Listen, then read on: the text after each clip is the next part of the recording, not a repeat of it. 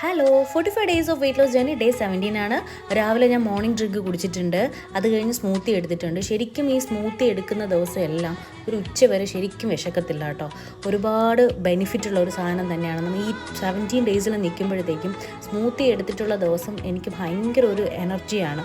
രാവിലെ നമ്മൾ എടുത്തു കഴിഞ്ഞാൽ ഉച്ച വരെ ശരിക്കും വിശക്കത്തില്ല. വേറെ ഏത് ബ്രേക്ക്ഫാസ്റ്റ് എടുത്താലും രാവിലെ കഴിച്ച് കഴിഞ്ഞാൽ എങ്ങനെ പോലും ഒരു 2 hours കഴിയുമ്പോൾ വിശക്കും. അപ്പോൾ അത് കഴിഞ്ഞിട്ട് ഞാൻ എടുത്തിരിക്കുന്ന പപ്പായാണ്. ഇത് വീട്ടിലെ പപ്പായാണ്, അതാണ് ഇങ്ങനെ ഇരിക്കുന്നത്. ശരിക്കും വീട്ടിലെ പപ്പായയും പുറത്തുനിന്ന് മേടിക്കുന്ന പപ്പായയും തമ്മിൽ ഒരുപാട് വ്യത്യാസമുണ്ട്. വീട്ടിലെ പപ്പായക്ക് ഭയങ്കര ടേസ്റ്റാണ്. അതുപോലെ നല്ല പഴുത്തിട്ട് കഴിക്കുന്നുണ്ടെങ്കിൽ ഒരുപാട് ബെനിഫിറ്റ് ഉണ്ട്. പപ്പായ നല്ലൊരു വെയിറ്റ് ലോസ് കുറയാൻ നല്ലൊരു ഫ്രൂട്ടാണ്. അത് കഴിഞ്ഞ് ഞാൻ എടുത്തിരിക്കുന്ന ഓട്സ് പുട്ടാണ് കേട്ടോ.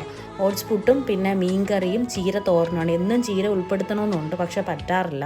അതിനുശേഷം വൈകിട്ട് വന്നിട്ട് ഡിന്നർ ഒരു 7 മണിക്ക് മുമ്പ് കഴിച്ചിട്ടുണ്ട്. ദോശയാണ് കഴിച്ചത്. ദോശയും ചമ്മന്തിയാണ് കഴിച്ചിരിക്കുന്നത്.